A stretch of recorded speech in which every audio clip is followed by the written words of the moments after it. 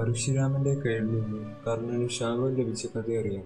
മഹാഭാരതത്തിലെ ഒരു പ്രധാന കഥാപാത്രമാണ് കർണൻ. ഗുരു ദ്രോണർ ബ്രഹ്മാസ്ത്രം പഠിപ്പിക്കാൻ വിസമ്മതിച്ചപ്പോൾ കർണൻ പരശുരാമനെ സമീപിച്ചു. പരശുരാമൻ ബ്രാഹ്മണർക്ക് മാത്രമേ വിദ്യ പകരൂ എന്നറിയുന്നതുകൊണ്ട് ഒരു ശൂദ്രപുത്രനായിട്ടും കർണൻ താൻ ബ്രാഹ്മണനാണെന്ന് അദ്ദേഹത്തോട് കള്ളം പറഞ്ഞു. പരശുരാമൻ കർണനെ ശിഷ്യനായി സ്വീകരിച്ചു.